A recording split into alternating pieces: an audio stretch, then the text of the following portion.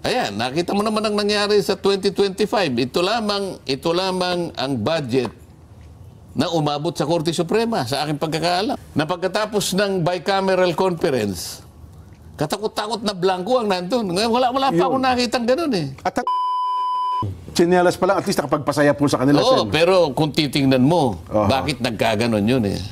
Walang-wala talaga eh. Pagkatapos itong mga taong ito, napakalakas ng, ewan ko, yung impluensya sa sarili. Hindi ko malaman kung saan nila kinuha yung lakas ng loob para gawin nila yon sa ating bansa. May ginamit kayong termino dyan, Sen, eh. Halang ang kaluluwa. Hindi naman akin yun eh. Ay, hindi ba halang ang bituka? Iba kasi halang ang bituka sa halang ang kaluluwa eh. Hindi kasi, ako nung ako'y grade 5 pa lang, mahilig na ako sa sine, Jen eh. Opo. Alam mo naman pagka yung mga kontrabida nag-away. Opo. Yung Fernando po Jr. Pagkatapos yung, alam mo yung Mary Walter, di ba? Yan. Kilala mo yun eh. Opo. Ikaw naman eh. Opisyal ng Red Cross po yan eh. Hindi ba si Mary Walter? Si Mary Walter, hindi ko malaman kung sinong kasama niyo, si Ruben Rustia yata yun. Kapag ka pinagsasabihan yung mga magnanakaw ng kalabaw noon eh. Kalabaw pa lang ang ninanakaw noon eh. Pagkatapos meron pang mamamatay doon sa eksena na yun. Magsasalita yung Mary Walter. Mga halang ang kaluluwa. Yan, mga halang ng kaluluwa. So na-internalize ko yung, may di-describe niya pagka yung mga bagay na talaga nakapanlulo mo. Opo. Na kapag bibigay ng masidhing kalungkutan, nasasabi mo yung mga kataga na yun. Halang ang kaluluwa. Kasi pagkahalang ang kaluluwa, hindi mo na iniisip kung ano yung mabuti. Wala ka nang iniisip. Hindi mo na naiisip kung anong magiging kahihinatnan, anong epekto, anong impact nito sa lipunan, sa bansa mo na ginagalawan. Lalong-lalo na yung mga mamamayan. Hindi mo na iniisip yun. Ang iniisip mo na lang, yung pansarili mo. Hindi ko nga malaman, gaano bang pera ang kailangan nila? Oo nga, no. Well, biblically talagang ano yan eh. Walang kabusugan, walang kasapatan. Kaya yung sinasabi ni Nelson kanina na habang kayong dalawa ay minay-make-upan, opo. ano kaya mabuti nating gawin? Paano mabuti nating i-propose sa kanila sa gitna ng pinag-uusapan natin na ito? Kasi ang sabi nyo, Sen, budget ang pinagmulan eh. Totoo namang sa budget nagsimula eh. Anong magandang gawin?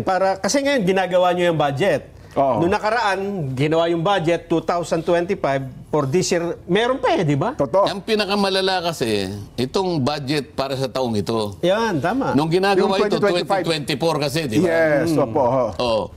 Ginagawa ang budget kasi, bago matapos ang taon, para sa susunod na taon. Halimbawa, itong taong ito, ginawa namin ang budget, nagsimula September 2024. Pangkaraniwan, Agosto pa nga kung minsan eh. Dahil ang NEP, ibibigay sa inyo mga July, August. Karamihan, pagkatapos ng SONA, Sen. So, September pa lang, agaran mo ng babanatan yan. So, kinakailangan matapos ang House of Representatives, mga Oktubre man lang, kaya katapusan na September, sapagkat yan ay dadalhin sa Senado para doon naman ihimayin at kung merong hindi pagkakaunawaan sa dalawang version na yan, pag-iisahin, ito nga yung tinatawag na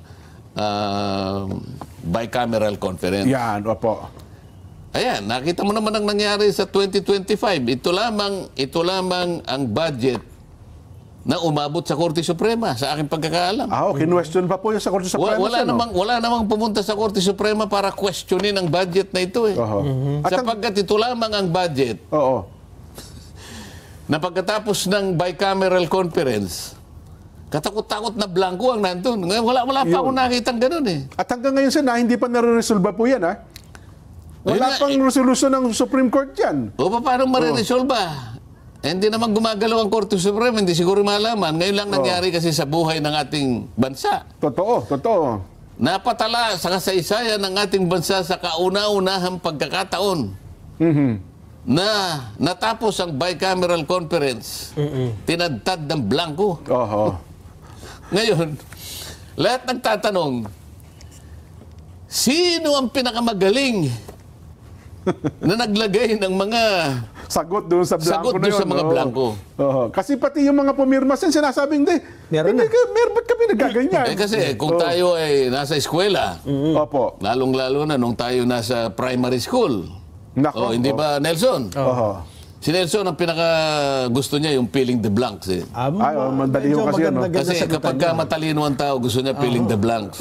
Si Jen naman, kasi hindi masyadong matalino, gusto niya multiple choice. May Baka sakaling may tumama, di ba?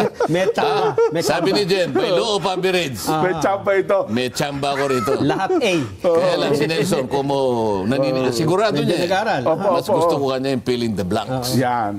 Di ba? Tama po, tama. Sapagkat kapag wala ka talagang ni-review, Naku, wala masisiro ka talaga doon. Hindi mo may invento yun eh. Totoo po. Di ba? Oho. Isip-isipin mo naman. 28 blanco ang nakita ko Ayun. na ikinalat sa siguro mga 12 pahina. Sino yung pinakamagaling na tao na naglagay ng...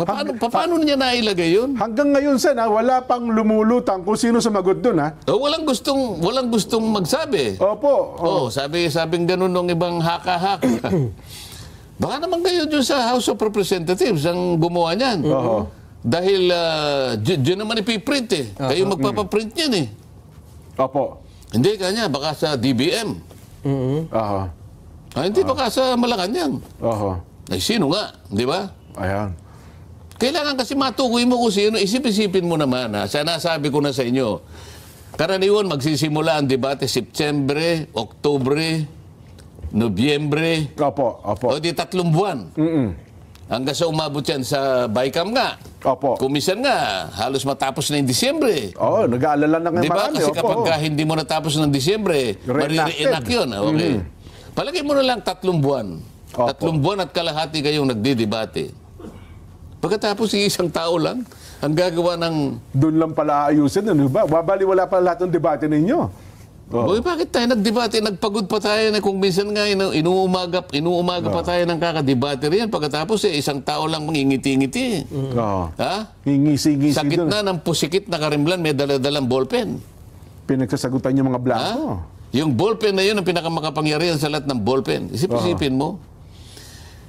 Siya ang susulat. Alam mo yung budget natin, katumbas ng isang cheque lang. Opo. Sabi nila, ayan ang budget. Diyan nakasulat lahat ang bibilhin nating produkto at serbisyo na yan ang pagdadamutan ng bawat isang Pilipino sa susunod na taon. Yan, sa loob ng isang taon. Cheque lang yan. Paano ngayon? May blanco ngayon yan. Sino yung makapangyarihan na yun na nagsulat ng mga blanco na yun? Hindi naman natin na... Blanco yun eh. Oo nga po, no? Hanggang ngayon nga walang umaamin. Sinong sumagot? Hanggang ngayon, pinag-iisipan ng Korte Suprema, paano natin bibigyan ng kasagutan ito? Yeah. Sapagkat ang iniisip, Sen, kasagutan, para ito'y wag nang maulit, paano ito susolusyonan, 300 mahigit na mambabata sa Kamara, 24 na senador. Meron bang nakapag-isip sa inyo? Halimbawa, sa inyo pong mga mambabatas, kung paano nga kaya mahihinto o masosolusyonan itong problema ho ng pambansang budget natin? Hindi kasi nagkaroon ng idea. Kaya nga nagkakaroon ng ganong mga eskema eh. Kaya nagkakaroon ng ganong mga adventurism. O nakapag-iisip sila ng kung ano-anong kaparaanan. Para nga makagawa sila ng bagay-bagay na kanilang pagsasaluhan. Pagkakakitaan. Yan, opo. Nakita ko na nung ako'y, nung nandun ako sa Blue Ribbon Committee. Ano ba ako bakit meron na tayong NEP? Yung NEP, ito yung National Expenditure Program, na ang nagpupundar nito sa umpisa, yung tinatawag na Development Budget Coordinating Council. Ito yung DBCC. Ito yung DBCC. Sila pala bumubuo ng NEP? Kasama sila doon. Okay. Pagkatapos, kasi pasisimulan nila, sila yung magsisimula ng mga general principles kasi.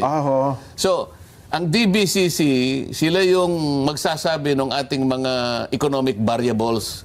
Yung mga economic assumptions natin, kinakailangan ito yung ating magiging parametro. So, sasabihin niya, Kailangan ang inflation natin, ang rate of inflation ay, kunyari, hindi tataas sa 4%. Oho.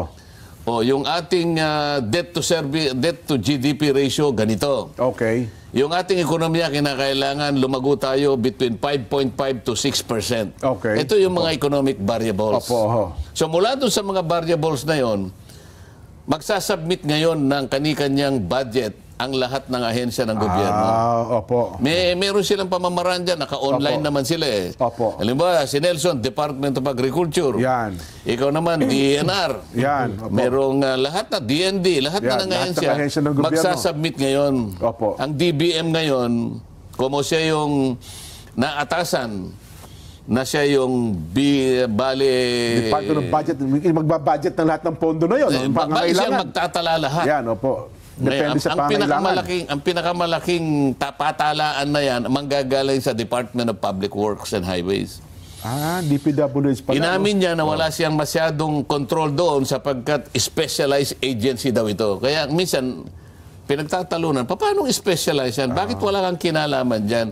Lahat ba ng itinala niyan? Wala ka bang karapatan para tingnan yan? Sabi po ng DBM, sir? DBM po. Ikaw ang budget eh. Ikaw ang nakakalaman. Di ba pinagmulan natin yung mga economic variables, Opo. yung economic assumptions na sila ngayon ang magiging guideline natin. Kaya natin inilatag ito. Tama, yun ang pinakapundasyon eh. Oo, lahat nakaano eh. Oho. Mula doon, inamin nila na, okay, meron na ngayong hanggang sa, ito yung tinatawag, yung stage na to, ito yung tinatawag na budget preparation. Okay. Oho. Okay, budget preparation yan. So lahat ng nakatala doon, ang assumption natin, ito ang mga pangunahing pangangailangan ng ating bansa Oho. at ng kanyang mamamayan. So nakatatag na yun, ano? Ibig sabihin, ang pinagmulan nun ay yung pangkalahatan at individual na tuntunin o na inisip ng bawat ahensya na binuo ng DBM. Opo. Ito ngayon ang panggastos natin para sa ating mamamayan. Oho. At nakasalig na doon kung saan natin kukunin ang ikabubuhay Yan, natin. yung gagastusan na yan. Kaya lang, nung tinanong ko, paano nangyari? Bakit nagkakaroon ng ganito, ganyan-ganyan? Inamin ngayon nila na mula doon sa naitatag na nila Opo. na Nabuo na nila. Yun yung pinaka-NEP. nabuo na yung conservative estimate. Opo. Ito yung pangunahing pangangailangan natin. Yan po ba ipapasa sa Kongreso? Yun po ba yun? Yung kabuuan na yun? Ito nga yun eh. Okay. Opo. Ito nga yung National Expenditure So, Program. yun Kung po tawagin yung- nila NEP. Opo, yan po yung ilang libro na sinasubmit sa Kongreso. Yan ngayon. Di ngayon, ito ngayon ang hihimayin. Ngayon, habang inihimay yan, meron silang tinatawag na ibinibigay. Inamin ngayon ng DPWH, may allocable. So, dadagdagan yung NEP, merong lalagyan ng allocable. Bakit ka ako nilalagyan ng allocable? Magtapat na kayo. May allotment pala, no? Kumbaga, all is an allowance given to the members of the House of Representatives. Kasi doon magsisimula eh. Nakita mo naman sa saligang batas natin, the power of the purse Tama po. to the House of Representatives. Kasi appropriations ito Yes eh. po, yes. So pagka appropriations, fiscal o private nagsisimula, House of Sa Representatives. House of Representatives. O ba't ka ako nagkaroon naman kayo ng ganong patakaran? Kasi po para hindi na po mamolestya yung aming mga inilatag. Para hindi na po kayo manggulo. Hindi na pakialaman. Halimbawa, maglagay na lang kayo ng si Congressman Nelson Opo. Lubaw. Teka muna, bakit nilagay mo yung ganyan yan? Paano yung distrito ko? Yan. O ngayon, para hindi na po kayo manggulo, sir, wag na po kayo manggulo. Total, meron naman po kayo. May Ito yung allocable. Sa isa pala sa kasita, pang-areglo pala yun. Allocable. Pagkatapos ng allocable, 300 mahigit yun eh. Opo, sa lower house. Ang bawat isang, sabi ko nga sa inyo, pagka regular congressman ka, 1 billion ang 1 average. billion. Naku, laki. So meron kang, may nakalaan sa yung 1 billion na maglilista ka ng project na gusto mo. Kakalat mo na ngayon. Kasi bawal na yung pork barrel. Kaya ngayon, yung ginawa nila, pwede ka ngayong maglista. Yes, inilista mo na. So, ang tawag nila, insertion, lista, amendment, blah, blah, blah, whatever. Yes. Maliban doon sa allocable, meron kang leadership, sabi niya. Ano ba naman yun? Ano ay kayong leadership? House leadership. Yan po yung mga leader. Andiyan po yung speaker. Andiyan po yung deputy speaker. Andiyan po yung majority leader. Andiyan po yung deputy majority leader. Andiyan po yung minority leader. Yan. Andiyan po yung mga chairman at vice chairman ng appropriations committee. Yan. O magkano naman yan? Ito po. O bukod dyan, ay maglalagay po ng unprogram. Bakit? Ay, iba po yung program. Kanino naman yan? Ay, yan yung mga hindi pa nakikitang maaring panggalingan ng ating mga pangangailangan.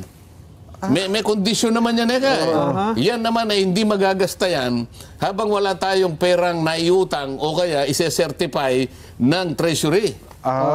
So meron pong ano yan, meron pong ano yan, may limitasyon po yan.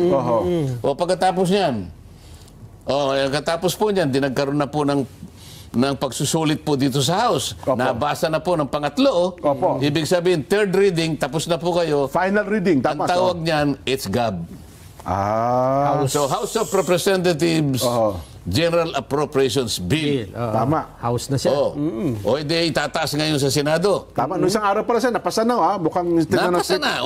Nandun na sa ano namin ngayon. Binigyan na kami, nasa online. Nakikita na namin na ngayon. Ito pala yung ginawa ninyo.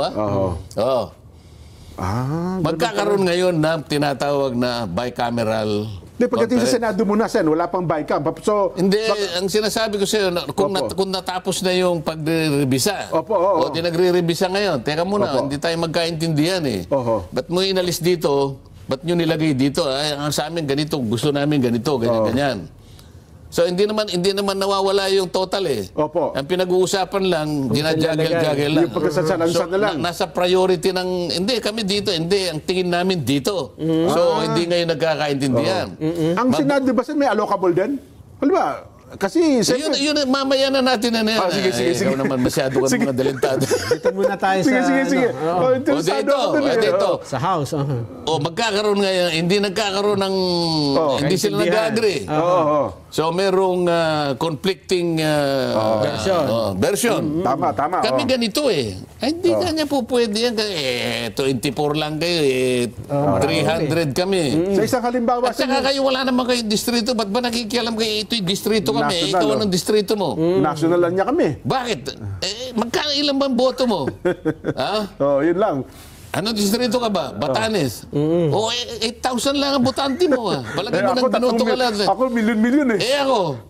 Ilan bang boto mo? 15,845,000. Teka, hindi tayo nagkakaintindihan. BICAM. Ayan. Isang halimbawa niyo dyan, halimbawa yung pondo ng DMW, di ba? Nasabi niyo, pondo niyo, hindi, ang gusto namin, taasan. So hindi mayroon hindi pagkakasundo. Sinabi ko, yung action fund ninyo, bakit 2.1? Billion lang, Alam mo, sa 2.1 na yan, hindi ka makakarami na nga. Kasi ang kailangan mo kako, ay mga in-house lawyers. Yan, Lawyers sila na mauutusan mo. Hindi ka ako, ayoko yung parang...